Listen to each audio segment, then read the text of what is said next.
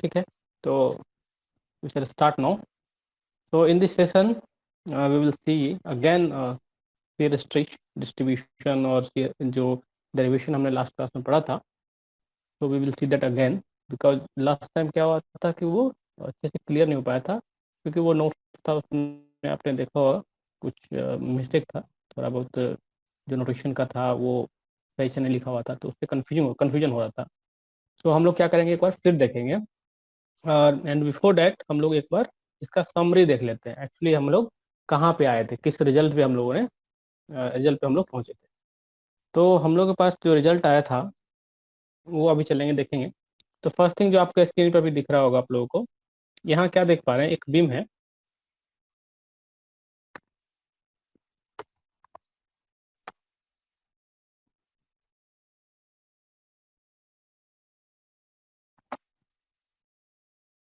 Screen visible है ना सबको? Yes sir. Okay, yes sir. तो देखिए यहाँ पे क्या है,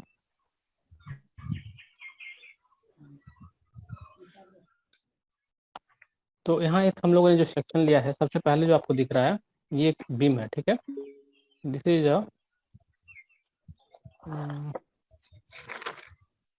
ये जो आप देख पा रहे हैं ये क्या आपका एक हमारा सिंपली सपोर्टेड बीम है। क्यों सिंपली सपोर्टेड है आप देख पा रहे होंगे, because yes sir. There is one एक support side which is hinge है, सपोर्ट हिंज, है, एक साइड ठीक है, रोलर। और एक साइड जो आप देख रहे हैं वो रोलर सपोर्ट है। तो ये इस तरह का जो भी आपको बीम होता है वो सिंपली सपोर्टेड बीम हम उसको बोलते हैं। तो यहाँ देखेंगे हम लोग कि जो बीम है उसमें हम लोग क्या किया ना, एक सेक्शन लिया हम लोगों ने। तो from left support sorry x distance पे हम लोगों ने एक सेक्शन माना है, that is D x. D x section को हम लोग कट करके उसको एनालाइज करने की कोशिश करेंगे।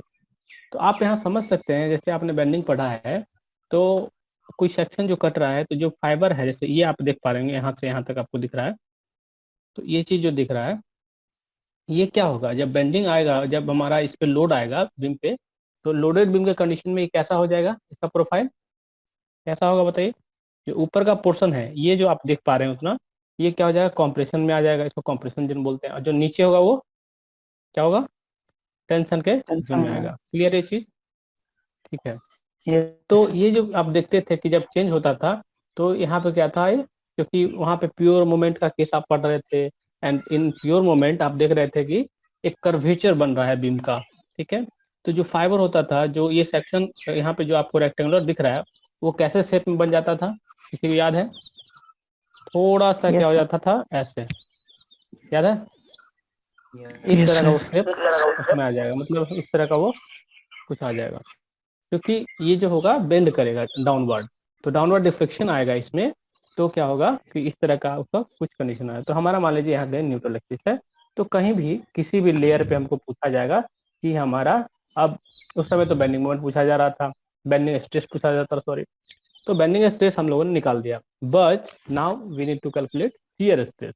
तो बेंडिंग स्ट्रेस तो हम लोग देख लिया कि बेंडिंग स्ट्रेस कैसे निकलेगा, अब बात आ रही है कि शियर स्ट्रेस कैसे निकलेगा, वो निकालना है। तो हम लोग क्या करेंगे अब कि यहाँ पे देखिए हम लोगों ने एक सेक्शन चूज किया है, ठीक है, दैट इज x1। x1 जो है ये सेक्शन को हमने कट करके आपको यहाँ दिखाया है, देख पा रहे हैं इसको, जो आपको रेक्टेंगुलर सेक्शन ये दिख यस रहा सर। है, ये कहाँ का सेक्शन है, ये x1 को हम लोगों ने, ये जो दिख रहा है आपको ये दिखा रहे हैं। तो this is the cross section view, right. और ये क्या आपका एक साइड व्यू हो गया बीम का, ठीक है।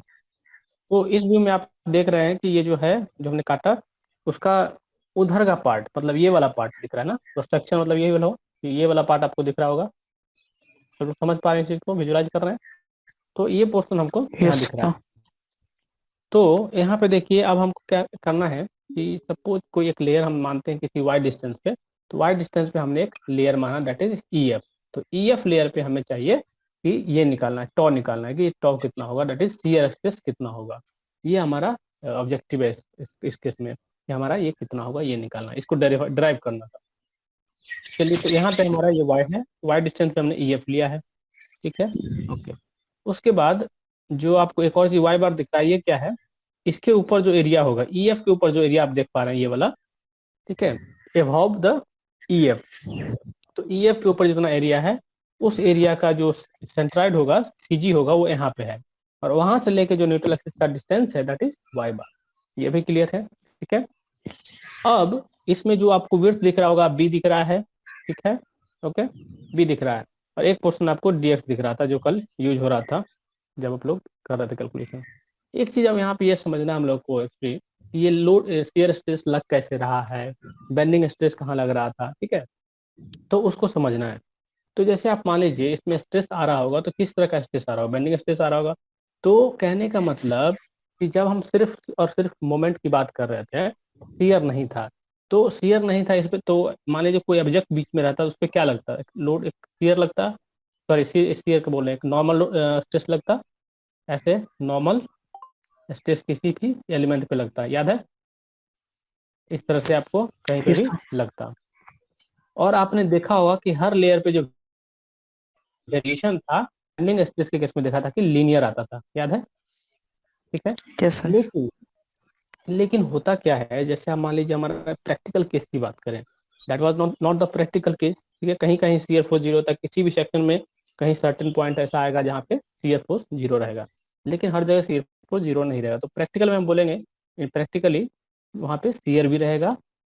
तो मीनिंग ये हुआ कि जो भी लोडिंग आएगा उसके कारण यहाँ पे नॉर्मल स्ट्रेस के साथ साथ शियर भी आएगा, ओके, शियर स्ट्रेस भी यहाँ पे कुछ जनरेट होगा, मतलब ऐसा, ठीक है, इस तरह का शियर स्ट्रेस। एक चीज और आपको पता होगा कि शियर स्ट्रेस जब भी लगता है, ठीक है, तो वो अकेले नहीं लगेगा, मतलब एक तरह का लगेगा तो ये अनबैलेंस्ड हो जाएगा, आपको याद है कॉम्प्लीमेंट्री शियर का केस आपने पढ़ा है। तो ये जो होगा आपको, ये कॉम्प्लीमेंट्री शेयर में पढ़िएगा, तो जब ऐसा शेयर आता था तो इसको बैलेंस करने के लिए एक ऑटोमेटिकली एक शेयर आता था, वर्टिकल शेयर जिसको बोलते हैं, कॉम्प्लीमेंट्री शेयर जिसको बोलते हैं, वो अपने आप आता था, याद है, इसको याद है। Yes sir. Yes sir. Yes sir, याद है। तो इसीलिए क्या होगा कि जो आप देख पा रहे होंगे यहाँ पे कि इधर ये जो सर नीचे देख रहा होगा ये वाला, तो ये क्या है, ये अनबैलेंस कंडीशन हो जाएगा, मतलब यहाँ पे क्या है, स्ट्रेस भी है, बट यहाँ पे क्या आपको शेयर जो है इसको बैलेंस करने के लिए कॉम्प्लीमेंट्री शेयर आएगा, और वो शेयर यहाँ पे इसको कॉम्प्लीमेंट करेगा, मतलब इधर से शेयर वो लग जाएगा, जैसा कि आपको दूसरे वाले फिगर में आपको यहाँ दिखाया जा रहा है। तो इस तरह से उसको शेयर को बैलेंस कर देगा। तो कहने का मतलब कोई भी लेयर है, ठीक है, कोई भी लेयर अगर हम बात करें बीम में, कोई भी लेयर की बात करें, तो यहाँ पे जो अगर मान लीजिए टॉ लग रहा है, ठीक है, तो इस सेक्शन की अगर हम बात करें तो इधर में एक बैलेंसिंग शेयर भी लगेगा, और ये भी किसके बराबर होगा, जो हॉरिजॉन्टल शेयर है, समझे कुछ। तो हम लोग जो कैलकुलेशन कर रहे हैं एक हॉरिजॉन्टल शेयर के लिए निकाल रहे हैं, और वो क्या है आपको वर्टिकल शेयर भी ऑटोमेटिकली निकल के आ रहा है, क्योंकि वो भी उसके बराबर होगा, तो ये आपको निकालना है और ये उसके बराबर हो जाएगा, ठीक है। एक बात तो ये समझना था कि जब भी प्रैक्टिकल केस की बात करेंगे there are two stress which will act, okay, तो that will be normal stress and shear stress, दोनों चीजों का। उसके बाद एक और आप देखेंगे, एक और एजम्पशन है यहाँ पे, क्योंकि एक चीज और आपको दिमाग में आया कि अरे ये जो आपका विर्थ देख रहे हैं, इस विर्थ के अलोंग शियर क्यों नहीं वेरी कर रहा है ना, मान लीजिए इसके अलोंग वेरिएशन क्यों नहीं हो रहा शियर का, है ना? ये जो इसका थिकनेस है बीम का वो है। तो यहाँ पे एक तरह का एजम्पशन किया गया है कि जो शियर स्ट्रेस है वो विर्थ के अलोंग नहीं वेरी करेगा, ठीक है, विर्थ के अलोंग जो है वो वेरी नहीं करेगा, जो बी विर्थ है उसका उसके अलोंग, ठीक है। तो shear stress is assumed constant along the width E to F जो विड्थ है, whereas shear stress varies along the depth C to A. तो सी टू ए जो है वो वेरी करेगा, और आपने देखा था पिछले क्लास में कि इक्वेशन जब ड्राइव हुआ तो वो कुछ वेरिएशन जो आ रहा था, किस तरह का वेरिएशन आ रहा था, किस नेचर का था, पैराबोलिक। क्या कर्व आ रहा था, पैराबोलिक आ रहा था, तो पैराबोलिक नेचर का हमारा वेरिएशन आ रहा था। And we also have found that maximum shear stress will be at जो न्यूट्रल एक्सिस है आपका, वहां पे सेंटर सेंट्रॉइड जो है आपका, वहां पे हम देख रहे थे कि हमारा मैक्सिमम शियर स्ट्रेस आ रहा था, है ना, याद है, क्योंकि माइनस वाई स्क्वायर हो जा रहा था, तो जो वाई स्क्वायर को हम जीरो पुट करें तभी तुम्हारा मैक्सिमम पहुंचेगा हमारा जो टॉ है, जो शियर स्ट्रेस है। तो ये देख रहे थे, एक और चीज देख रहे थे कि हम लोग जो भी आउटर जो एज है, ठीक है, जो टॉप फाइबर है, वहां पे ये जीरो आ रहा था, तो वो टॉप हो या बॉटम हो दोनों पे हम देख रहे थे कि जीरो आ रहा था, ये भी क्लियर है, ओके। तो हमको अगर टॉ निकालना था तो टॉ का फॉर्मूला जैसे इस यहाँ पे ये कितना होगा, इसका फॉर्मूला किसी को याद है? अगर लास्ट टाइम से अगर फॉर्मूला कम से कम याद हो तो क्या था shear stress at any layer? Sir F into sir F Y A bar Y bar upon IB. Yes sir. A Y bar upon I B. Upon तो IB. यहाँ पे हम लोगों को बस एक चीज इतना ये समझ लेना है, ये नोटेशन जो भी है या ये कहाँ का है, डेटा है कहाँ कहाँ का। जैसे हम ए वाई बार बोल रहे हैं तो वो क्या है, ये बिल्कुल समझना है। तो जो ए है, ए क्या है, तो हम लोगों को समझना ये है कि हम जब भी कोई लेयर एज्यूम करेंगे, जब भी कोई लेयर जिससे हमको निकालना होगा, जहाँ पे भी निकालना होगा, जैसे मान लीजिए आपको दे दिया इस तरह का कोई सेक्शन का बीम दे दिया, बोला कि जो है ऊपर 25 के ऊपर आपको निकालना, 25 का आपको दे दिया कि 25 का लेयर है फ्रॉम न्यूट्रल एक्सिस, वहां पे आपको निकाल के देना है। तो 25 के ऊपर का जितना एरिया होगा आप उसको शेड कर लेंगे, जैसे यहाँ शेडेड किया हुआ है। तो यहाँ पे आपको दिख रहा होगा जो एरिया शेडेड है that is at Y layer के ऊपर, ये आपका क्या है, इस एरिया को हम लोग क्या करेंगे, इसी को बाद में इंटीग्रेट कर लेंगे। तो हम लोग क्या करेंगे, इसके ऊपर का एरिया का कंसेंट्रेशन लेंगे जब भी फॉर्मूला पुट करेंगे। तो जो लेयर चूज करेंगे उसके ऊपर का एरिया लेंगे, दैट इज एरिया यहाँ पे क्या हो जाएगा, C D E F E, है ना, ई एफ डी सी ऐसे। तो ये वाला जो एरिया आप देख रहे हैं, उस शेडेड एरिया देख रहे हैं, उस एरिया का हम लोग जो एरिया लेंगे that is a in the formula. ये क्लियर है सबको? जो ए होगा ये Yes इस sir. एरिया का ए होगा, एकदम ध्यान रखना है, एकदम ये चीज बहुत इंपॉर्टेंट है। उसके बाद जो वाई बार है that is the distance between neutral axis and जो सी जी है इस एरिया का, वहां से लेके जो हमारा जो डिस्टेंस है वो आपका वाई बार है। ठीक है, तो Y bar is the distance okay of centroid of the area about neutral axis. ठीक है, क्लियर है चीज? वाई बार भी क्लियर हो गया। Yes sir. तो दो चीज आपको क्लियर हो गया। एक और चीज आपको यहाँ दिख रहा होगा आई। तो I is what, I is the cross sorry moment of inertia of whole section, okay, not the shaded area, this is for whole section. तो पूरे सेक्शन में हम बोलेंगे तो ए बी सी डी के लिए होगा। तो ये जो आई होगा वो ए बी सी डी के लिए होगा, ये पूरे के लिए होगा। तो हम जब भी जिस तरह का सेक्शन होगा उस तरह का हम लोग आई लिख सकते हैं। जैसे हम अगर रेक्टेंगुलर केस में बोलेंगे तो that will be what, B D Q upon 12। Clear है? अगर ये सर्कुलर सेक्शन होगा तो पाई डी 4 अपॉन 64, वो आप मोमेंट ऑफ इनर्शिया जानना है। तो उस तरह का चीज आपको रहेगा। अब देख लीजिए एक और वहां पे आप टर्म आया था, आपको बी आया था। तो B is what, Yes. Width of the, क्या है ये, विड्थ ऑफ द बीम। जो विड्थ होगा, जैसे ई एफ लेयर है, यहाँ पे जितना विड्थ होगा वो विड्थ होगा actually B. E F layer पे जो लेयर है आपका कंसंट्रेशन में, उसका जो विड्थ होगा वो बी है। तो यहाँ पे आप देख पा रहे हैं कि जो बी है दैट इज ई एफ, और वो इक्वल टू बी है, तो इसलिए आई बी। उसके अलावा, ठीक है, उसके अलावा और क्या आ रहा था वहां पे, एफ आ रहा था। तो F is what, shear force. Shear force at where, जो सेक्शन पे शियर फोर्स निकालते हैं, याद है कैसे निकालते सेक्शन पे, जैसे लेते थे S X equal to equation लिख के हमने निकाल लिया। तो दैट इज एफ। क्लियर है? तो हमारा फॉर्मूला बन गया F A Y bar upon I B. ये हमारा शियर स्ट्रेस का फॉर्मूला बन गया at any layer E F. अब हमको बताइए, एक और चीज कल आपको मैंने बताया था कि जो शियर है, ठीक है, शियर का अगर हम लोग चाहेंगे कि सपोज हमको एवरेज शियर निकालना है, तो एवरेज शियर निकालने के लिए हम लोग क्या कर सकते हैं। तो इस एरिया पे जो शियर लगेगा, ठीक है, हमने अभी दो बात कही थी आपको कि टॉ यहाँ लगेगा तो टॉ यहाँ भी लगेगा, कहे थे ना। शियर है टॉ एवरेज जो होता है उसका फॉर्मूला हमारा क्या बनता है, shear force upon cross section area, that is क्या हो जाएगा यहाँ पे, B into D. B into ये हो जाएगा। तो ये हमारा टॉ एवरेज है। मतलब एवरेज शियर अगर आपको निकालने कोई बोल देगा तो आपको इतना करने की जरूरत ही नहीं। किसी भी सेक्शन में if you want to calculate average shear stress then it will be force upon area, okay, shear force upon the cross section area, we can easily calculate that, okay। तो जो भी आपका एवरेज shear stress है वो यहाँ से निकल जाएगा। लेकिन जब हमसे पूछा जाएगा कि एक्चुअल किसी लेयर पे पूछ देगा, एक्चुअल मैक्सिमम पूछ देगा, ठीक है, ऑब्जेक्टिव में ज्यादातर आपको पूछा जाएगा कि टॉ मैक्स और टॉ एवरेज का रिलेशन पूछा जाएगा कि maximum shear stress and average shear stress में क्या आपका रिलेशन है वो पूछा जाता है जनरली। वो आपको रेक्टेंगुलर के पूछेगा, सर्कुलर के पूछेगा, ट्रायंगल हो गया, ठीक है, डायमंड सेक्शन हो गया, तो बहुत सारा सेक्शन है।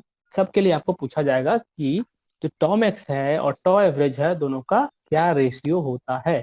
बहुत ही ज्यादा इंपॉर्टेंट क्वेश्चन है और हर बार आएगा आपको। पिछली बार पूछा है क्वेश्चन शायद रेक्टेंगल का, है ना, देखा है किसी ने पिछली बार, या 2018 में पूछा नहीं होगा सुने। क्या प्रियांशु?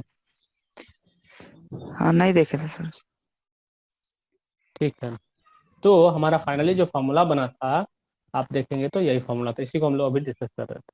क्लियर है चीज? रेशियो तो सर वही ना क्लियर है जो स्ट्रेस नंबर कुछ क्या आता है, चीज? जैसे रेक्टेंगुलर केस में वन।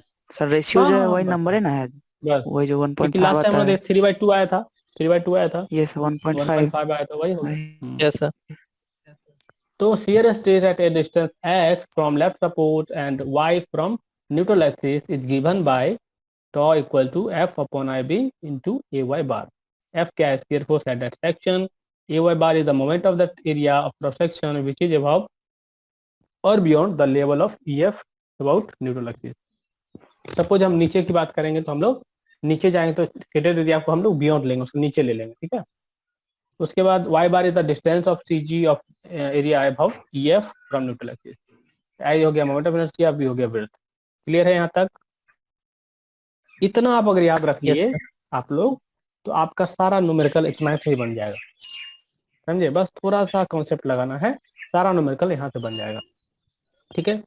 तो हालांकि एक डेरिवेशन है इसका, एक बार हम लोग उसको फिर से देखेंगे कि इसको हम लोग ड्राइव कैसे कर रहे हैं, ठीक है। इस चीज को हम लोग कैसे लेके आ रहे हैं इसको हम लोग फिर से एक बार देखेंगे, ठीक है। तो हम लोग अब उसको देखते हैं। तो यहाँ तक आपको ये फॉर्मूला याद होना जाना चाहिए, सबको फॉर्मूला याद हो गया, सबका नोटेशन आपको पता हो गया। अगर हम बोले आपको कि कोई सेक्शन एक देंगे तो आप एटलीस्ट ट्राई कर सकते हैं shear stress निकालने का। तो इतना आप सीख चुके हैं अभी तक यस सर। क्या? तो यहाँ तक आप यहाँ इतना हमको लगता है आप समझ चुके हैं, ठीक है। Yes, sir.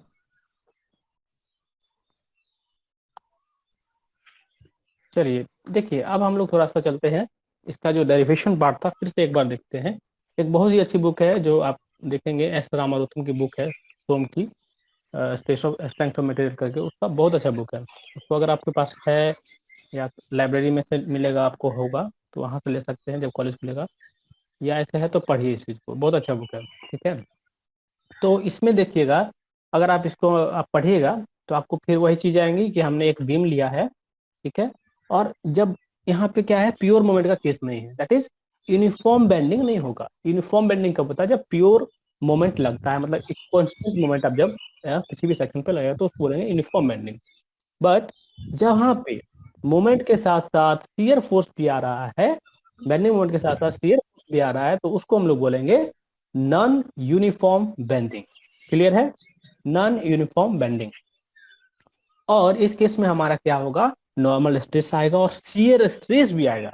तो हम तो नॉर्मल स्ट्रेस निकाल रहे थे, नॉर्मल बेंडिंग स्ट्रेस हम निकाल रहे थे, बट शियर स्ट्रेस भी अब आएगा, क्योंकि अब यहाँ पे शियर फोर्स को हम कंसीडर कर रहे हैं, क्योंकि हम रियल कंडीशन की अब बात कर रहे हैं, ठीक है। तो जब हम कोई भी ट्रांसफर सेक्शन लेंगे तो उस पर बेंडिंग मोमेंट भी है और शियर फोर्स भी है, ठीक है। तो हम लोग क्या देख रहे थे पहले, कि हम लोग देख रहे थे कि सेक्शन में जो बेंडिंग मोमेंट को रेजिस्ट कर रहा है उस रिएक्शन को निकाला है, तो रेजिस्ट करने वाले को हम क्या बोले, बेंडिंग स्ट्रेस। तो वो नॉर्मल स्ट्रेस था एक प्लेट जो रेजिस्ट कर रहा था बेंडिंग मोमेंट को, बेंडिंग को। लेकिन अब जो है शियर रेजिस्टेंस को देखना है कि शियर फोर्स को कौन सा स्ट्रेस रेजिस्ट कर रहा है, ठीक है। शियर फोर्स को कौन सा रिएक्शन रेजिस्ट कर रहा है, इंटरनल रिएक्शन, जो भी एलिमेंट जो बीम है उसके अंदर किस कैसे रेजिस्ट कर रहा है, तो उस रेजिस्टेंस को हम बोल रहे हैं शियर स्ट्रेस। तो उसको निकालना है हमें। तो सपोज एक हमने मान लिया बीम है हमारे पास, ठीक है, that is simply supported beam, आपको दिख रहा होगा, ठीक है। और यहाँ पे क्या है, हमने फिर एक ए सी और C D, sorry A B और सी डी आपको दिख रहा होगा। तो इतना बड़ा हमने एक सेक्शन को कट करके इसको एनालाइज करने की कोशिश की है, तो इसको हमने कट कर लिया है। तो इसको जब एनालाइज कर रहे थे तो हमने देखा कि ए बी पे ये एम लग रहा है, और जो आपका सी डी लेयर है उसके M plus D M, because there will be some change in bending moment, ठीक है, होता है ना, ये अपने बेंडिंग मोमेंट का वेरिएशन पढ़ा है। तो एक सेक्शन से जब दूसरे सेक्शन पे हम जाते हैं तो there is a variation in bending moment.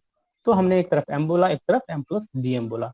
Okay, उसके बाद जो हमारा जो यहाँ पे देख रहे हैं जो फोर्स का, अगर हम रिएक्शन का देखेंगे इसको, अगर रिएक्शन देखे जाए फ्री बॉडी डायग्राम बना के देखेंगे तो कुछ ना कुछ क्या होगा, यहाँ पे स्ट्रेस आ रहा होगा। तो यहाँ से क्या है, देख रहे हैं जो आपको ये दिख रहा है ये चीजें, ये क्या है, ठीक है, ये क्या है, उस पर स्ट्रेस लग रहा है, ये है नॉर्मल स्ट्रेस, है ना, लग रहा है नॉर्मल स्ट्रेस। तो नॉर्मल स्ट्रेस Yes, उसमें sir. ऑलरेडी लग रहा है बिकॉज ऑफ बेंडिंग। अब हमको वहां पे फाइंड करना है कि वहां तो सीयर भी होगा, तो अभी हमको पता नहीं कि सीयर है, तो हमको निकालना है, डिराइव करना है सीयर को, कैसे सीयर यहाँ लग रहा है। तो हम लोग क्या कर रहे हैं कि ये जो यहाँ पे लग रहा है आपको जो स्ट्रेस जो फोर्स दिख पा रहे होगे यहाँ पे दोनों तरफ से, ठीक है, इसको हम लोग क्या करेंगे, एनालाइज करने की कोशिश करेंगे। तो कहने का मतलब जो सेक्शन आप देख पा रहे हैं, तो इसमें दोनों तरफ से यहाँ पे फोर्स, जो इंटरनल रिएक्शन की बात कर रहे हैं, वो लग रहा होगा, इसीलिए ये इक्विलिब्रियम में है। मतलब इधर पे ऐसे लग रहा होगा, इधर वाला सेक्शन पे इधर लग रहा हो। तो ये आप जानते हैं ना, किसी भी सेक्शन को ब्रेक करते हैं तो उसका फ्री बॉडी डायग्राम बनाएंगे तो इक्वल आपको हर जगह दिखता है, इक्वल एंड अपोजिट वहां पे रहता है। समझ रहे हैं ये चीज, इसमें कंफ्यूजन नहीं है, ठीक है। तो यहाँ पे देखिए, हमारा मान लिया हमने कि bending moment m plus m है, m प्लस dm है, और हम मान लेते हैं कि हमारा जो शियर होगा एक तरफ में मान लिया सिग्मा मान लेते हैं, मान लें, और एक तरफ सिग्मा प्लस डी सिग्मा मान लेते हैं, मान सकते हैं, ठीक है। इधर हमने सिग्मा बोल दिया, इधर हम बोल देते हैं D sigma plus D sigma. Okay, Yes, और sir. अगर इस बुक में चलिए तो इस बुक में लिखा हुआ है, इसको एफ भी बोल सकते हैं और इसको एफ प्लस डी एफ, ये भी आप देखते हैं बहुत जगह DF. डिनोट किया जाता है, तो ये भी होता है। तो इससे घबराने की बात नहीं है, नोटेशन है। तो अब हम लोग क्या चाह रहे हैं कि इन दोनों के बीच का, ठीक है, जैसे नॉर्मल स्ट्रेस हमको दिख रहा है, बेंडिंग मोमेंट दिख रहा है, हम सोच रहे हैं कि इन दोनों के जो अगर लोड हम निकालें इससे, जो हमारा स्ट्रेस है, अगर हम लोड निकालने की कोशिश करें, तो लोड अगर निकालने चाहें किसी भी फेस पे, तो हमारा लोड का फॉर्मूला क्या होता है, लोड हम कैसे निकालेंगे बताइए। सिंपली हमको क्या So करना होगा, stress into area. स्ट्रेस को हाँ एरिया से मल्टीप्लाई करना होगा। तो हम लोग एरिया जो लेंगे, ठीक है, वो जो एरिया कौन सा लेते हैं, जो उसका जो सेक्शन पे क्रॉस सेक्शन एरिया होता है उसको हम लोग को मल्टीप्लाई करना होता है, तब जाके हमको स्ट्रेस निकलेगा। तो लोड निकालने के लिए हमको स्ट्रेस इंटू एरिया करना है। ओके, ये काम हमको करना होगा, ठीक है। तो आपको याद होगा कि हमने क्या किया था, अनबैलेंस फोर्स निकालने के लिए दोनों सेक्शन पे ए बी और सी डी पे हमने अलग अलग लोड निकाला था एरिया से मल्टीप्लाई करके, ठीक है। देखिए क्या किया हम लोगों ने, तो एक आप पहले बेसिकली पहले हम लोग स्ट्रेस लिख लेते हैं। तो स्ट्रेस आपने लिखा होगा, तो एक सेक्शन पे ए बी पे आपने लिखा होगा ये कुछ याद है, ये लिखा था, Yes, sir. तो Yes, क्या sir. हमारा जो बेंडिंग स्ट्रेस का Yes, फॉर्मूला sir. पड़ा है, तो चलिए हम उसको उसी तरह से लिख लेते हैं जैसे हमारा फॉर्मूला था। और दूसरे सेक्शन सी डी पे आपने ये लिखा होगा, क्लियर है ये चीज, Yes, okay sir. Yes, sir. Okay good. तो अब हम लोग क्या करते हैं कि अब हम लोग क्या करते हैं, मान लीजिए कोई एलिमेंटल छोटा सा सेक्शन लेते हैं, ठीक है, डी ए, कोई छोटा सा हम लोग एलिमेंटल जो एलिमेंट है उसको मान लेते हैं उसका एरिया है डी ए, ठीक है, यहाँ पे दिख रहा होगा, एक छोटा सा उन्होंने लिया है इस बुक में, देखिए ये जो है ना आपका, इसको मान लिया गया है डी ए, क्लियर है। तो ये डी ए जो है, Yes, sir. इस एरिया पे अगर हम फोर्स को एनालाइज करें, ठीक है, तो क्या होगा, देखिए यहाँ आपको बहुत अच्छा दिखाया हुआ है, देखिए। तो एच वाई बार एक हम लोगों ने मान लिया छोटा सा सिलेंडर टाइप का एलिमेंट मान लिया, एक्चुअली वो सिलेंडर नहीं है, एक छोटा सा बस हमने एलिमेंटल सिलेंडर मान लिया है। तो उस पे क्या है, दो तरफ से फोर्स आपको दिख रहा होगा। तो एक तरफ से क्या आ रहा है, एक तरफ से जो जो आएगा फोर्स आएगा, that will be what, F into D A, है ना, एफ इंटू डी ए। तो एफ क्या है, M by I into Y. तो एक तरफ जो आप देख रहे होंगे ये लग रहा है और एक तरफ देख रहे होंगे ये लग रहा है। यहाँ तक दिक्कत किसी को नहीं है, देखिए आप ये समझ रहे हैं चीज को, Yes, sir. क्लियर है।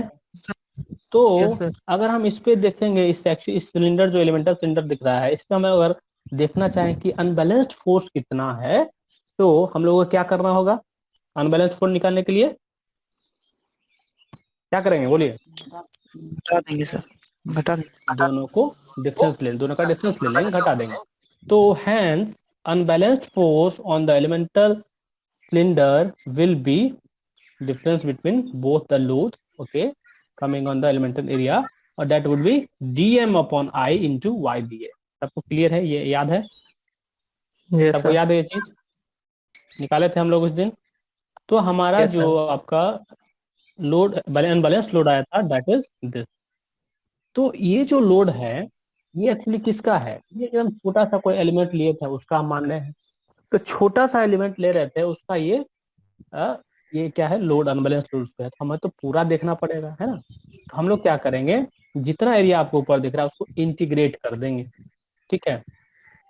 तो जितना एरिया यहाँ दिख रहा था आपको, इसको इंटीग्रेट हम अगर कर देते हैं, ठीक है, यहाँ से यहाँ तक जो इंटीग्रेट अगर कर देते हैं तो आपका क्या निकल जाएगा? टोटल उसमें फोर्स निकल जाएगा, unbalance force. Total unbalance force above the level EF and between the two section AB and CD would be summation of that, okay, और ये आ जाएगा dm upon I into EY बार। याद है सबको? याद है? और यस ए सर। क्या है आपका? ऊपर यस का सर। एरिया, जो लेयर है उसके ऊपर का एरिया है ए, ठीक है? जो लेयर आपको दिख रहा है EF के ऊपर का जो टोटल एरिया है दैट इज ए। तो वो ए हो गया। वाई बार क्या है? जो न्यूट्रल एक्सिस से उसके सेंट्रॉइड का डिस्टेंस है वो। तो इस फॉर्मूले में हमारा अनबैलेंस अब निकल गया। सो अब देखिए, hence in order the part of the beam above the level EF and between the section AB and CD may not fail by shear due to unbalanced force of इतना, the horizontal section of the beam at level EF must offer a shear resistance। तो अगर इसको shear से fail नहीं करना है, मतलब ये किस तरह का केस आएगा? देखिए, अगर अनबैलेंस फोर्स आ जाएगा, कोई रेजिस्टेंस नहीं रहेगा, तो क्या होगा? ये चीज हो सकता है। अब देखिए, आपको यहाँ पे बहुत क्लियर पिक्चर आपको दिया है, कितना इसको ब्यूटीफुली दिखाया गया है कि कैसे ये शेयर कर सकता है, कैसे ये कट सकता है, कैसे ये फेल हो सकता है। तो अगर मान लीजिए इस लोड को रेजिस्ट करने वाला कोई स्ट्रेस नहीं रहे, कोई रेजिस्टेंस नहीं रहेगा, तो ये लोड क्या करेगा? इसको बीच से कट कर सकता है, मतलब शेयर हो सकता है। और शेयर होगा तो क्या होगा? ये यहाँ से कट जाएगा। समझे कैसे शेयर स्ट्रेस लगता है?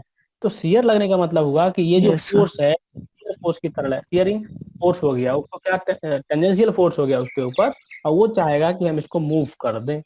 तो हालांकि हमारा ये जो बीम है इसमें वो क्षमता है कि ये रेजिस्टेंस दे सकता है टेंजेंशियल फोर्स को भी, टेंजेंशियल लोड को भी। तो टेंजेंशियल लोड जो हमारा DM upon I into A Y आ रहा है, इसको भी हमारे पास बीम को जो है एबिलिटी है कि इसको भी ये सह सकता है। तो इसको सहने के लिए एक रेजिस्टेंस वो ऑफर करेगा to this load, to this unbalanced load, और that will be shear resistance. तो हम लोग शियर रेजिस्टेंस की अब बात करेंगे। तो इसको जो है, मान लीजिए हमारा इस तरह का शियर लोड आ रहा है, इस पे जो ऊपर का एरिया आपको देख पा रहे हैं, ये वाला एरिया, तो DM upon I into A Y आ रहा है। तो ये तो लोड है, और हमको इसको, इस अनबैलेंस्ड लोड को अगर हम लोग शियर में बदल लें कि हाँ हमारा बीम जो है इसको as a shear resistance show करके इसको रोक लेगा, वियर कर लेगा, और वो टूटेगा नहीं, फेल नहीं करेगा, ठीक है? तो अगर हम इसको इक्वेट कर लें हमारा शियर रेजिस्टेंस से, shear resistance force is equal to what? Unbalanced load. तो जो शियर रेजिस्टेंस है, शियर रेजिस्टेंस फोर्स है, that will be equal to the unbalanced force जो आपने कैलकुलेट किया है। और अगर हमको लोड मिल गया है तो क्रॉस सेक्शन एरिया से अगर हम डिवाइड कर देंगे तो we can calculate shear stress. Clear है? स्ट्रेस। तो यस सर। तो ये क्या लिखेंगे? ये क्या कर सकते हैं? The intensity of horizontal shear at level EF will be equal to unbalanced force upon shear area. तो शियर एरिया के इक्वल होगा। तो शियर एरिया कौन सा है, पहले अब ये फाइंड करना है आपको। शियर एरिया कौन सा है? कौन सा एरिया है जो शियर कर जाएगा? तो मैं आपको बताऊं EF जो है शियर सर। एरिया यहाँ पे क्या है। हाँ, तो EF जो लेयर आपको दिख रहा है, वो जो ये लेयर दिख रहा है, तो इस लेयर को अगर आप देखना चाहेंगे शियर एरिया, तो अगर इसको हम ब्रेक कर दें, ठीक है, ये EF है, ओके, तो इसके अगर हम ऐसे जाएंगे तो हमको दिखेगा कि शियर किस एरिया पे लग रहा है। तो इस एरिया पे शियर लग रहा है, इस एरिया को वो ब्रेक कर सकता है। क्लियर हुआ? Yes sir. ठीक है, यस सर। तो ये वाला एरिया कैसे निकलेगा? क्या कीजिएगा आप, क्योंकि हमको तो ये पता है डी। कि this is D x, right? Yes yes हाँ, सर। ये डी एक्स है ना इधर वाला पार्ट, और ये क्या है, ये बीम का यस क्या सर। है, विड्थ है। बी। ये तो बीम का विड्थ हो गया। यस तो सर। ये बी है और ये डी है, तो हम लिख सकते हैं जो shear area is equal to D X into into B. B. तो डी एक्स इंटू बी जो है हमारा शेयर एरिया है। तो अगर हम शेयर एरिया से जो अनबैलेंस लोड था, जो शेयर रेजिस्टेंस को डिवाइड कर देंगे, तो हमारा शेयर स्ट्रेस निकल जाएगा। तो वही किया गया है यहाँ पे, उसको डिवाइड कर दिया गया, ओके, शेयर एरिया से। और देखेंगे जो फॉर्मूला बना, डी, ये देखिए, D M upon D X into A Y bar upon I B. अब आपको एक और चीज पता होगा, क्योंकि आपने एस एफ डी और बी एम डी भी पढ़ा है, तो उसमें कहा जाता है कि, उसमें आपने डिराइव किया है, कहा डिराइव किया, आपने प्रूफ किया है कि the rate of change of bending moment is shear. तो D M by D X is equal to आपका जो एफ एफ। होता है F के बराबर हो जाएगा। ठीक है, तो डी एम जो है on D X is equal to this. तो ये हमने फॉर्मूला लगा दिया और हमारा फॉर्मूला बन के आ गया। कहाँ गया फॉर्मूला क्यू का? F into A Y bar upon I B. ये एक्चुअली क्यू है, समझे? ये जो होगा, ये क्यू लिखा यस हुआ है, सर। टॉ लिखा हुआ है, दैट इज दिस। तो आपने यहाँ तक तो समझ गया होगा आपने, ये तो कल भी किए थे, आज हम लोग को ज्यादा क्लियर हो गया होगा। ठीक है, यस सर। क्लियर है? तो ये जो लेयर है, जो ईएफ लेयर है, उस पे फोर्स कैसे लग रहा है? तो टेंजेंशियल फोर्स लग रहा है, हॉरिजॉन्टल शियर लग रहा है। क्लियर हुआ? और हॉरिजॉन्टल शियर जब यस। लगेगा तो वहां पे कॉम्प्लीमेंट्री शियर भी आएगा और वर्टिकल शियर भी आएगा सेक्शन में। समझे कि नहीं? क्योंकि शियर जो है यस सर। अकेले तो लगेगा नहीं, और उस पे लगेगा तो अनबैलेंस कर देगा, इसलिए वर्टिकल शियर भी आपको समझ में आ रहा होगा कि शियर जो है कॉम्प्लीमेंट्री रहता है, उसमें शियर आता ही आता है, और स्टेट ऑफ कॉम्प्लीमेंट्री शियर बनेगा ही बनेगा, नहीं तो हमारा बैलेंस्ड में नहीं रहेगा आपका बीम जो होगा, बीम का सेक्शन होगा। तो इसीलिए जो आपका ये लेयर है, इधर भी रहेगा शियर और इधर भी आपको शियर रहेगा, तो दोनों का इंटेंसिटी इक्वल हो जाएगा, क्योंकि कॉम्प्लीमेंट्री शियर है, तो इसलिए टॉ इक्वल टू टॉ डेस हो जाएगा। समझ में आ गया सबको ये चीज? यस। Yes sir. ठीक है, ये बहुत इंपॉर्टेंट है और ये पूछा जाएगा, प्लस आपको बहुत कम आएगा आगे जाके भी। अब देखिए, लिखा है this shear stress is the horizontal shear stress at distance y1 from neutral axis, क्योंकि यहाँ y1 लिया था। By the principle of complementary shear the horizontal shear stress is accompanied by a vertical shear stress q of the same intensity. Okay, और यहाँ तक आपका clear हो। ठीक है, ये डेरिवेशन है, इसको कर लेना है। समझ गए आप लोग? क्लियर है? Yes sir.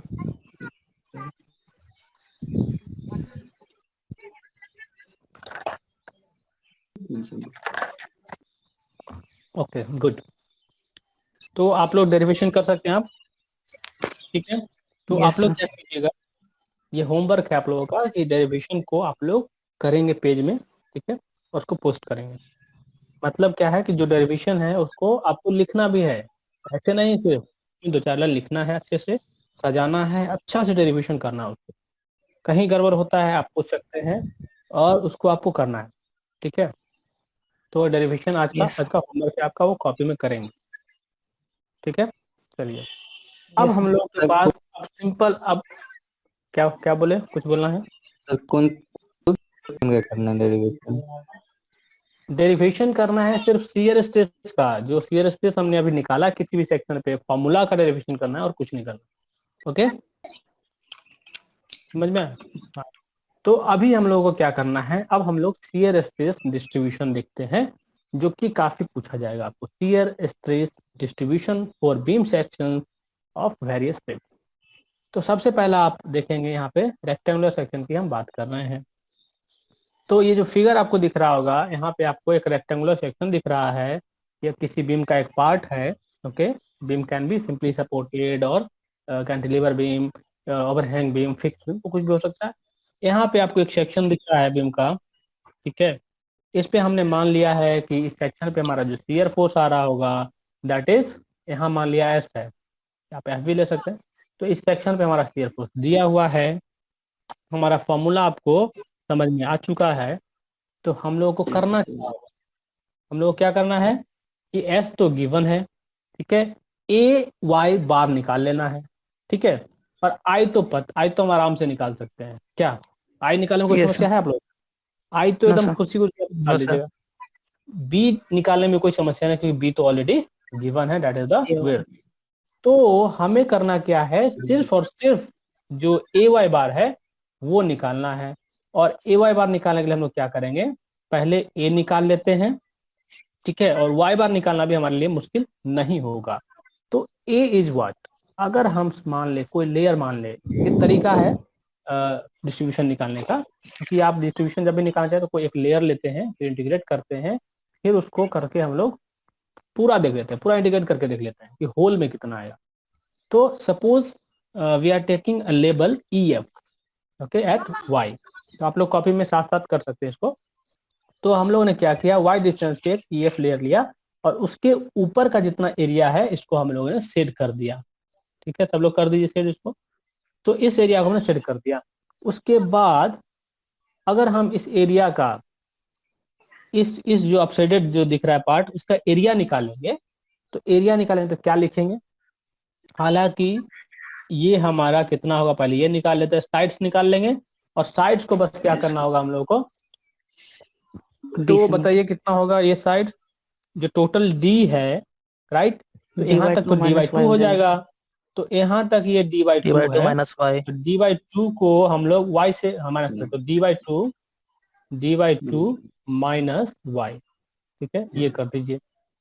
और एक तो ये हो गया, ठीक है, उसके बाद क्या कीजिएगा, एरिया निकल जाएगा, क्योंकि हम लोगों को पता है ये बी है, तो B into D by two minus Y, clear है। तो इसका एरिया निकालने के लिए आप इसको और इसको दोनों को मल्टीप्लाई कर दीजिए, दोनों मल्टीप्लाई हो जाएगा, आपका एरिया निकल गया। अब बात आती है वाई बार। तो वाई बार निकालने के लिए हम लोग क्या करेंगे, पहले इसका सेंट्रॉइड देखेंगे कहाँ पे होगा, तो कहीं पे यहाँ पे कहीं लाई करेगा, ठीक है, बीच में, क्योंकि जान रहे हम ये रेक्टेंगुलर सेक्शन है, तो इसका जो सेंट्रॉइड होगा वो यहाँ पे कहीं होगा। तो यहाँ से यहाँ का डिस्टेंस हमें निकालना है, यही वाई बार होता है। तो वाई बार निकालने के लिए हम क्या करेंगे कि देख लेंगे ये वाई है, ओके, ये वाई है, और इस पार्ट को हम अगर 2 से डिवाइड कर देंगे तो आधा निकल जाएगा इसका, आधा निकलेगा।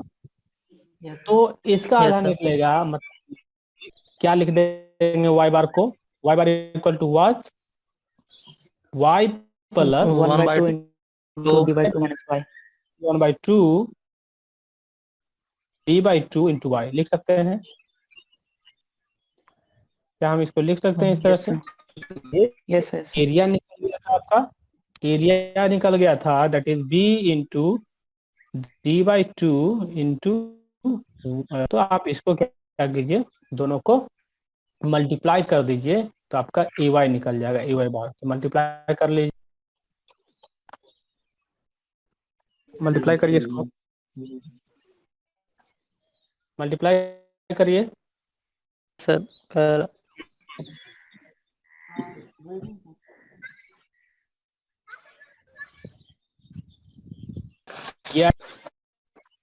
Into D square minus Y square आ गया ये स्क्रीन में।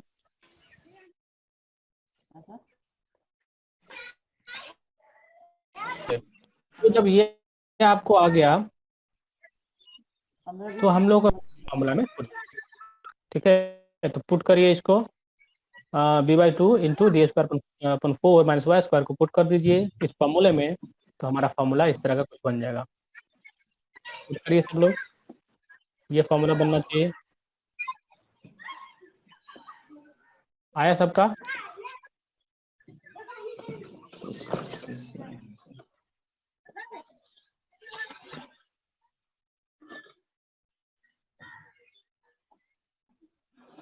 आ गया सबका? रिस्पॉन्स कीजिए, रिस्पॉन्स दीजिए आप लोग, हुआ तो? यस सर, ये है। ठीक है, अब जो है हमारा इक्वेशन बन गया। तो this is the very first thing कि हम लोग इक्वेशन निकालने, और इक्वेशन बन गया तो हमारा सारा काम हो गया।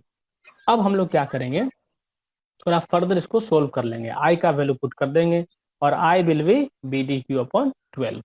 तो आई का वैल्यू पुट करके आप सोल्व कीजिए और एक और इक्वेशन फर्दर इसको सोल्व करने के बाद आपको बेसिकली ये मेन इक्वेशन आएगा, ये वाला आया। Q equal to shear stress equal to 6S/BDQ into D²/4 minus Y²। आया है क्या ये चीज? ओके तो यहाँ पे जो आप इक्वेशन देख रहे हैं, जो मैथमेटिकल इक्वेशन आप निकाल के लेके आए, तो इस इक्वेशन हमें ये पता चल रहा है कि जो शियर स्ट्रेस होगा उसका रिलेशन अगर y के साथ देखेंगे तो ये कुछ इस तरह का है। Q जो होगा वो जो होगा आपको Y² से वेरी कर रहा है। तो जब Q जो है स्क्वायर से वेरी कर रहा है तो ये जो इक्वेशन है किस चीज का इक्वेशन है, ये पाराबोला का इक्वेशन है। तो जो हमारा शियर स्ट्रेस का जो वेरिएशन होगा दैट वुड बी पाराबोलिक। ये आपका एक ऑब्जेक्टिव बनेगा, ठीक है, समझे? Yes sir. तो ये क्या है आपका, यस सर। ये समझ गए? तो ये आपका पाराबोलिक बनेगा। अब है कि हम लोग क्या कर सकते हैं, इसको अलग अलग y के वैल्यू पुट करके देख सकते हैं। तो y का वैल्यू कहाँ से कहाँ तक जाएगा, तो आप देखिए यहाँ जो है y यहाँ पे है 0 होता है, ये 0 हो गया, ऊपर जाएंगे तो D/2 होगा और नीचे जाएंगे तो माइनस माइनस D/2। D/2। तो आप कहीं पे भी वैल्यू पुट करिएगा, आपका जो वेरिएशन है वो निकल के आ जाएगा। और हालांकि ये पैराबोलिक है तो ऊपर में 0 आता है, बीच में मैक्सिमम आता है और फिर ऐसे हो जाता है। तो निकालिए सब लोग कैसे यार आपका वेरिएशन, पहले निकाल लेंगे वैल्यू को, फिर यहाँ पुट करेंगे, फिर इसको मिला लेंगे, ठीक है? Yes sir. ओके कितना आया?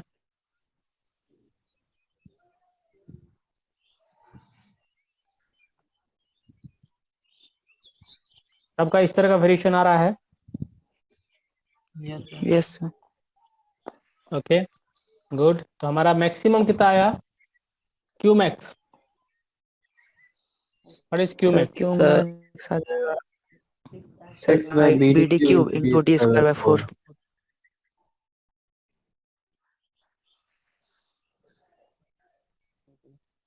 वो कभी कभी रिचार्ज करने में ठीक है। तो आपका आ गया होगा ये आ गया हो गया आपको क्यू मैक्स इज 3/2S/BD। आया है क्या? यस यस आया सर। है ये वाला ना, ये यस सर। मैक्सिमम होगा। तो चलिए हमारा टॉ मैक्स निकल के आ गया, ये हमारा हो जाएगा क्यू मैक्स। और इसको क्यू बोलिए, चलिए क्यू बोलते हैं हम लोग, ठीक है, टॉ नहीं बोलते, क्यू मैक्स। अब एक चीज और पता है आपको कि एवरेज क्या होता है ना, एवरेज यस पता है, F/BD। ठीक है। तो यस सर इस यहाँ F/BD। पे ये हमेशा आपको निकालना रहेगा, जब भी आप डेरिवेशन करिएगा ये जरूर रिलेशन लास्ट में निकाल दीजिएगा कि क्यू जो मैक्स है क्यू एवरेज का रिलेशन क्या है, क्यू मैक्स इक्वल टू कितना हो जाएगा। तो देखिए क्यू मैक्स आपका जो आया है इसमें यही तो सी एवरेज है, ये वाला पार्ट जो है ना, यस यस सर। समझ में आया? इस पार्ट को अगर हम क्यू एवरेज ये पुट कर दें तो क्यू मैक्स जो है हमारा आ जाएगा Q max upon Q average equal to क्या हो जाएगा, Q max 1.5 upon Q average is equal to कितना हो जाएगा, 3/2 होगा, 1.2 1.5। 1.5 आ जाए। तो ये आप लास्ट में जरूर निकाल दीजिएगा, ठीक है। तो ये आपको निकाल देना है। चलिए सब लास्ट में ये चीज कर लीजिए, Q average queue max upon Q average is 3/2 in case of rectangular section. ये भी याद रखना है, प्लस उसका जो डिस्ट्रीब्यूशन कर्व बना वो याद रखना है।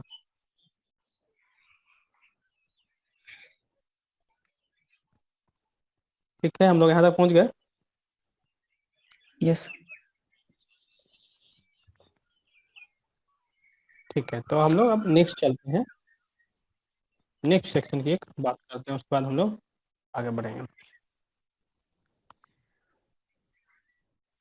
चलिए यहाँ आपको दिख रहा है shear stress distribution for a solid circular section.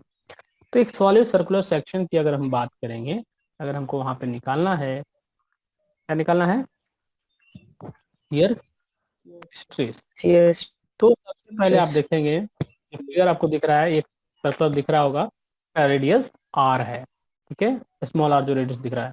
तो यहाँ पे उसका कहीं सेंटर होगा, इसको ऐसे मिलाइएगा, इसको ऐसे मिलाइएगा, और इसको भी बीच से आप ऐसे मिला सकते हैं। तो आप ये वाला डिस्टेंस जरूर आप निकाल पाइएगा। तो this is R, okay, and this is Y, okay, Y. ठीक है। ये आर है, ये वाई है, Yes, तो sir. ये क्या होगा, ये क्या Sir, होगा, root over R square minus Y square. ये हो जाएगा रूट अंडर आर स्क्वायर, ठीक है, और माइनस वाई स्क्वायर हो जाएगा। Y square. ये जो है आधा पार्ट होगा ना, ये आधा Yes, पोर्शन sir. हुआ, ये तो ईएफ का आधा पार्ट हुआ। तो टोटल ईएफ का लेंथ कितना हो जाएगा, सेक्शन का विड्थ कितना हो जाएगा, 2 क्लियर है। into root over R square minus Y square. पूरा करेंगे, पूरा निकालेंगे, तो पूरा निकालेंगे तो ये हमको 2 से मल्टीप्लाई करना होगा। तो 2 से मल्टीप्लाई कर दिया तो R root under R square minus Y square. Clear है ये चीज, सबको क्लियर Yes, हुआ sir. ये चीज। अब Yes, sir. बताइए, अब बताइए, अगर मोमेंट लेने का मोमेंट लेना पड़ेगा, ए वाई बार निकालना है हमको। तो ए वाई बार निकालने के लिए हम लोग क्या करेंगे, तो हमें क्या करना होगा, जो समीशन है वो लेना होता है, ए इंटू वाई बार। तो इसके लिए हम लोग क्या करेंगे, जो इनिशियली करते थे, ठीक है, यहाँ हो जाएगा आपको y इंटू, जो देख रहे हैं आप, रूट अंडर दिस, दो तो आएगा ही, इंटू डी वाई। इसको हम लोग क्या करेंगे, इंटीग्रेट कर लिए इस एरिया को मोमेंट लेते हुए। ये एक तरह का मोमेंट है ना, याद है ए वाई बार क्या होता था, जो फर्स्ट मोमेंट होता था। क्लियर है सबको ये Yes, sir. चीज। Yes, sir. हम मोमेंट लेते क्या करते थे, कि हम लोग क्या करते थे, जो ये आपका ये है उसको हम लोग इंटू वाई करके, इंटू डी वाई करके उसको इंटीग्रेट कर लेंगे, तो हमारा ये मोमेंट निकलेगा। तो moment of the area above E F about the neutral axis will be a Y bar, integration of ये वाई से लेके, यहाँ से लेके, ये वाई है ना, वाई से लेके आर तक का इंटीग्रेशन करेंगे, क्योंकि ये टोटल यहाँ से लेके आर है, ठीक है, टोटल यहाँ से लेके आर है, रेडियस है। तो हम लोग वाई से लेके आर तक इसको इंटीग्रेट कर देंगे, इस मोमेंट को, ए वाई बार को। तो इसको आप लोग 2y root under R square minus Y square D Y करेंगे। इसको अगर इंटीग्रेट करिएगा, आप इंटीग्रेशन पढ़े होंगे, तो इसको पुट करिएगा, ठीक है, सोल्व करिएगा, तो आपका कुछ ऐसा आएगा। कर पाएंगे, इंटीग्रेशन आता है सर ये सबको, Y से R समझ में नहीं आ रहा सर। क्या चीज, ये सर जो लिमिट लिया Y से R सर ये कैसे लिया?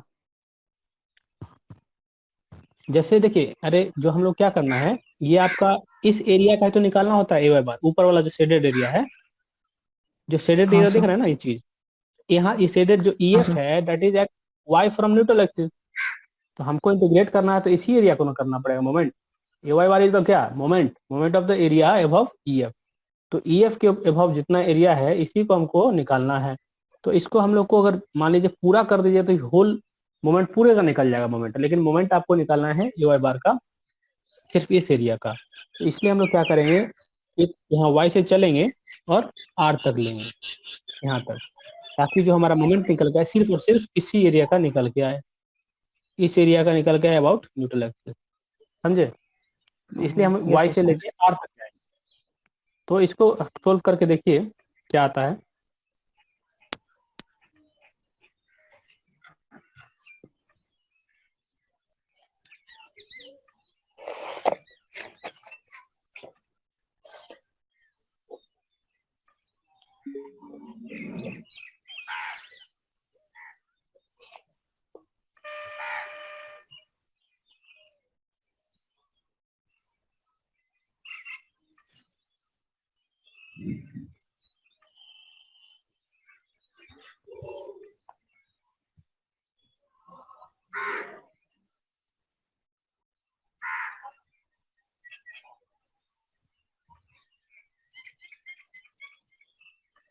कितना इंटीग्रेशन हो गया सबसे,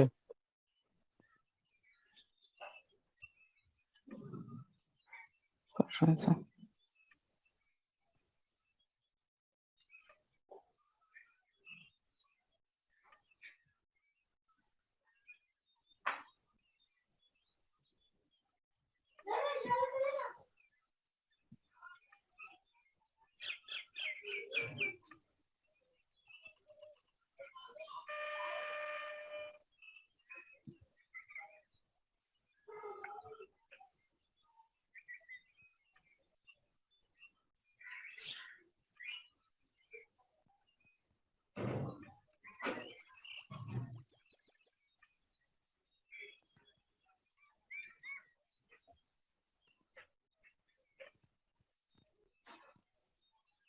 किसी का निकला?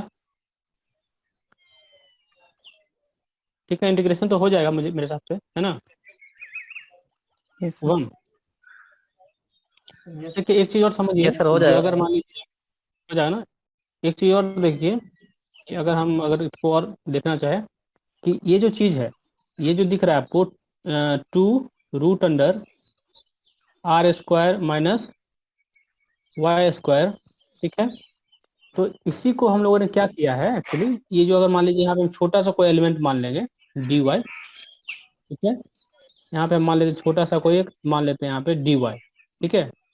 तो dy को हम लोग इसको क्या कर रहे हैं, अगर ये बहुत स्मॉल है इसलिए एलिमेंट स्मॉल, इसलिए इसको हम रेक्टेंगल ले सकते हैं, सॉरी ट्रायंगल हाँ सर रेक्टेंगल ले सकते हैं ना, छोटा सा ये एलिमेंट है इसलिए हम यस इसको क्या ले सकते हैं, एक रेक्टेंगल मान सकते हैं, जैसा आप इनर्शिया वगैरह निकाल करते थे। तो इसलिए इसको क्या किया, dy से पहले इसको dy से इसको मल्टीप्लाई कर दिया हमने, ठीक है?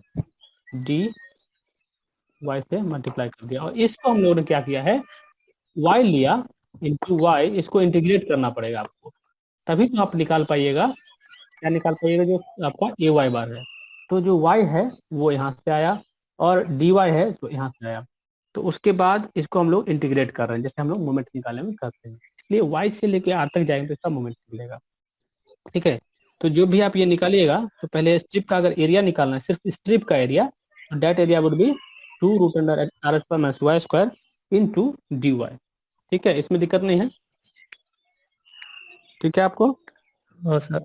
तो हमारा मान लीजिए जब एरिया निकल के आ गया, ओके, तो हम लोग अब क्या कर सकते हैं, अब हम लोग क्या कर सकते हैं कि इसको यहाँ पे हम लोग पुट कर सकते हैं। तो हमारा space at level EF is equal to, आप यहाँ से पुट कर दीजिए, तो विड्थ आप देखिएगा, विड्थ आपका क्या है, u जो है ना, u को मान लिया था ये तो आप कर लेंगे, पुट कर लीजिए, पुट करके आप निकालिए क्या आता है क्वेश्चन आपका, आ जाएगा सर करिए, इतना। आ जाएगा। तो आप सोल्व करिएगा तो कुछ यस वो सर। आएगा, इक्वेशन आपका ये आएगा। फिर भी यहाँ देखिएगा तो एक चीज और यहाँ बनेगा कि ये y² के प्रोपोर्शनल आ रहा है, तो y² से हमारा इसका रिलेशन बनना है, मतलब ये भी पैराबोलिक देगा, ठीक है? तो आपका स्फीयर जो होगा पैराबोलिकली वेरी करेगा, और जब आप इसमें r बराबर 0 पुट करिएगा, सॉरी y बराबर r पुट कीजिएगा, क्योंकि आप न्यूट्रल एक्सिस कहाँ है, r पे है, तो उसको आप लोग क्या करते हैं, 0 पुट करिएगा y को, तो आपको मैक्सिमम वैल्यू देगा, जैसे कि आपको रेक्टेंगल में देता था। तो आप यहाँ पे अगर 0 पुट करिएगा, न्यूट्रल एक्सिस y बराबर 0, तो ये मैक्सिमम आएगा, अगर आप y बराबर r पुट करेंगे तो 0 आएगा, ओके? और अगर आप एवरेज निकालना चाहते हैं, एवरेज क्या होगा, shear force upon area, area of cross section is πr², तो इसको πr² से इसको डिवाइड कर देंगे तो एवरेज निकल जाएगा। तो आपका कुछ ऐसा आ गया, और हमारा इसका रिलेशन कुछ ये आएगा, ये एकदम याद रखना है, वेरी वेरी इंपॉर्टेंट, एकदम ऑब्जेक्टिव में ये पूछा ही जाता है, हर बार पूछा जाता है। तो क्यू मैक्स आपका ये आ गया, और आर पे 0 रहेगा, क्लियर है यहाँ तक? Yes sir. Yes sir. Okay good.